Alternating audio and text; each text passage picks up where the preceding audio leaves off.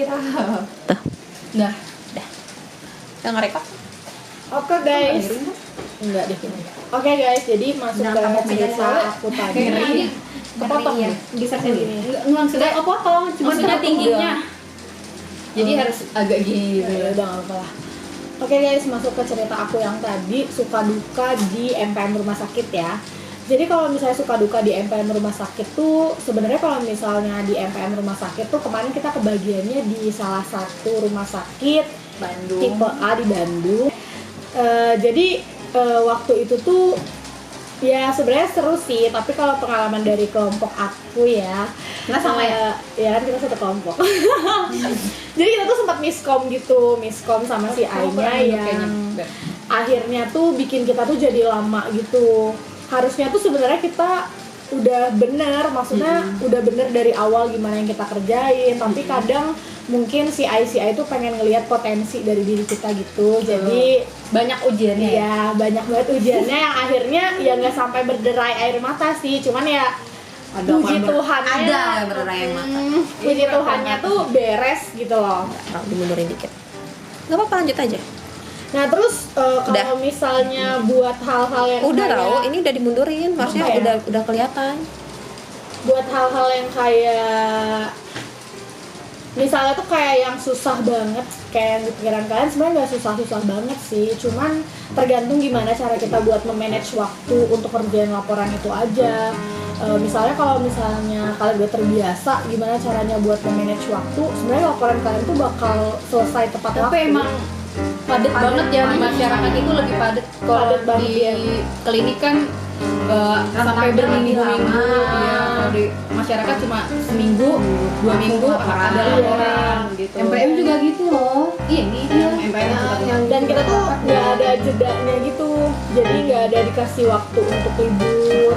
Jadi benar-benar dari satu instansi ke instansi lain, ya udah kita masih banyak utang tentang laporan gitu. Jadi di situ tuh kalian harus belajar gimana caranya memanage waktu dengan baik. Kita yang di asrama itu seminggu ya kemarin ya? Seminggu. Nah, dalam waktu seminggu per orang itu kalian paling nggak harus ngerjain semua dari perencanaan aja tuh? MPM gitu ya. Dari perencanaan MPM dulu itu dan hitung kebutuhan dulu Iya, kan. iya. Nah, kebutuhannya itu berapa sih? Kayak kemarin kan aku di asrama kan, di asrama tentara.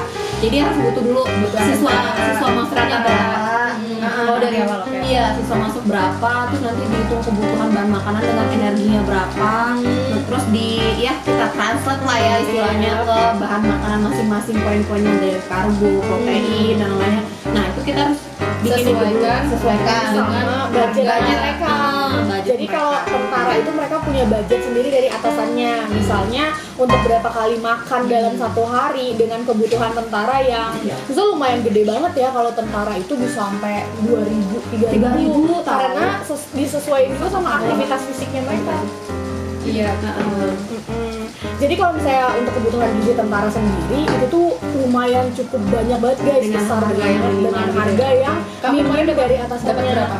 Kalau aku kemarin 2.700, tapi 2.000-an deh, 3.000. 2.700 Enggak, biaya makan seharinya berapa? Sekitar 40.000. sekitar 40.000. Sama aku Itu juga. soalnya dipukul rata dari atasannya, tapi ya meskipun tidak sesuai dengan yang terjadi di lapangan, iya kan? Iya, itu Iya sih. sih. Jadi Agak miris juga ya Iya, kalau ngeliat maksudnya kayak kebutuhannya kalau segitu. ngelihat kebutuhannya tentara segitu dengan aktivitas fisiknya mereka yang kan itu kan siswa yang secapa yang baru masuk gitu ya.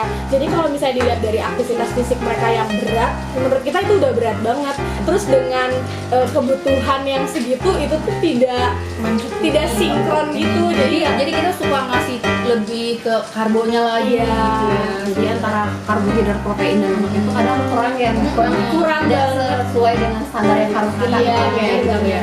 Tapi Kita modifikasi solusinya. Ada modifikasi lagi yang modifikasi. Jadi kita bikin juga. produk juga. bukan produk sih, lebih ke makanan yang Iya, menu ya. menu. Ya, benar-benar memenuhi kebutuhan 3.000 kalori. Iya. Dengan seperti Apa? segitu, ditambahin 2 kali snack lagi selain makan ya.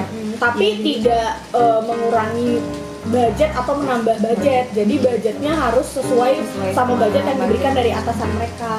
Gitu. Itu buat yang MSPM ya. Kalau misalkan yang selanjutnya ada apa lagi sih kita? Kalau Di catering diet, di catering diet. Di di catering diet itu gimana? Kalau aku catering diet sih kemarin dapatnya. Jadi di catering diet itu aku kebetulan dapat catering diet. Mereka tuh bikin berbasis diet dengan kalori yang sekian, tapi ternyata setelah kita hitung itu sebenarnya over dari yang ya. Jadi kayak mereka tuh pengen bikin diet karena belum ada ahli gizi ya, kayaknya di sana nutrisionis belum ada. Jadi tempat kakak belum ada belum gizi. di aku jadi kayak mereka kita datang tuh kayak mereka tuh kayak oke gini ya sebenarnya. Jadi kayak mereka tuh Pelajaran kayak baru suka dari mereka gitu ya, ada mereka ngasih. Tapi kita juga belajar dari sana tuh gimana sih bisnis di bagian catering diet yang minimal budget tapi over untuk dunia kita gitu loh.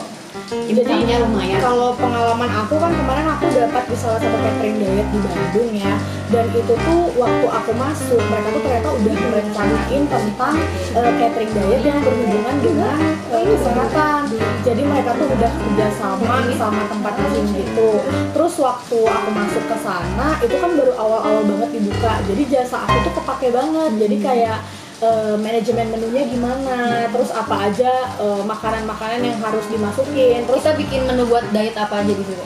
kalau misalnya aku sih kemarin jatuhnya lebih ke defisit kalori sih, karena rata-rata orang yang Jadi kalian belajar tuh di situ bikin menu buat orang yang mau defisit kalori. karena tempat dietnya ini juga kerjasama sama tempat gym gitu kan, jadi diseimbangin sama aktivitas fisik juga. Jadi nggak semata-mata kalian tuh diet doang, tapi harus ada aktivitas fisik, harus ada yang kalian keluarkan, misalnya keringat atau apapun itu. Jadi bukan cuma diet yang defisit, tapi defisitnya sembarangan. Kan kebanyakan zaman sekarang nih ngomongin diet ya, diet kan ya diet tapi yang bikin jadinya tuh bikin kita capek, terus bikin kita tuh malah jadi penuaan gak sih? Maksudnya tuh kayak jadi bikin muka teroksidasi, karena teroksidasi jadinya bikin cepet tua. Nah itu tuh diet yang salah, dan itu tuh nggak boleh kalian lakuin, karena ketika kalian lakukan diet yang defisit dengan sembarangan itu tuh bakal berdampak pada efek kesehatan kalian di jangka panjang. Jadi di situ kita ngelola juga ya gimana membuat menu yang nggak sembarangan. Benar-benar ahli gizi itu di situ pakai banget di situ ilmunya buat nyari solusi buat masyarakat. Nih sekalian buat anak-anak SMA yang lagi bingung nih mau kemana targetnya nanti. Kalau misalnya kalian mau jadi seorang ahli gizi atau nutritionist ataupun dietitian, itu tuh bakal berpeluang besar banget buat kalian sih. Terus apapun yang kalian pelajari itu nggak semata-mata kalian belajar tentang biokimia atau kalian belajar tentang fisika, tapi kalau Kebanyakan orang tapi kebanyakan orang pemikirannya nggak tahu itu gizi masuk itu, gizi iya, itu tuh pikirannya tuh masak. Jadi sebenarnya masuk gizi itu tuh kita belajar biokimia ya, belajar fisiologi, anatomi fisiologi. Bener banget. Jadi kalian tuh jangan dipikir kalau ahli gizi itu kerjaannya di dapur masak. Sebenarnya itu tugasnya chef. Tugas kita itu tuh bener-bener misalnya kita masuk ke penyakit. Jadi kita ngomongin yang ini dulu, yang bagian masyarakat dulu ya. Berarti kalau yang tadi di catering ahli gizinya itu mengarah ke membentuk kebutuhan sesuai konsumennya maunya dietnya kemana gitu. Kalau yang tadi ke pendidikan salah satunya di asrama tentara ya, tentara berarti untuk yang kebutuhan tentara. Terus ada satu lagi di semester 1 itu gizi masyarakat. Oke. Nah, yang gizi masyarakat kita belajar apa tuh di situ? Nah, kalau di Dinkes ya, kita kan pertama ke Dinkes dulu tuh. Nah, di Dinkes itu gimana kita bikin program dengan masalah gizi yang ada. Nah, sebelum bikin program itu kita harus tahu dulu akar masalahnya apa sih. Nah, terus kita mau intervensi masalah gizinya tuh dari segi mana sih, dari sisi mana gitu. Nah, di sini di Dinkes ini tuh kita paling berperan penting itu untuk kerja bersama lintas sektor ya. Iya, benar. Ya, bersama dengan instansi yang bisa mempunyai wewenang lah untuk bikin Belajar peraturan, advokasi iya gitu ya. advokasi, iya benar advokasi. Nah, bikin programnya program apa dulu? Setelah dengan masalah nentuin gizi apa. masalah, di situ kita juga dituntut buat bikin medianya, buat disebarluaskan nantinya di puskesmas. Iya. Ya. Jadi kita juga di situ belajar ngedit media dari mulai poster, video, spanduk. Kayak di situ kita juga nggak cuma bikin program aja, tapi juga melatih kreativitas. Nah, jadi ahli gizi itu nggak cuma teori aja, tapi juga ada hiburannya, bikin media-media gitu. Nah, itu kan yang Dinkes. Kalau yang di puskesmas, Pokoknya habis dari Dinkes, habis kita belajar bikin program-program itu, Nah, habis itu kita baru tuh ditaruh ke masing-masing tadi, yang sama masing-masing satu orang satu puskesmas. Nah, di sana tuh kita bakal intervensi langsung masalah gizi yang ada. Jadi BTW makanan kita sudah datang, kita foto makanan kita dulu ya guys ya. Iya guys ya. Tapi karena kita sudah lapar sekali, so kita bakal lanjutin bincang-bincangnya setelah ini.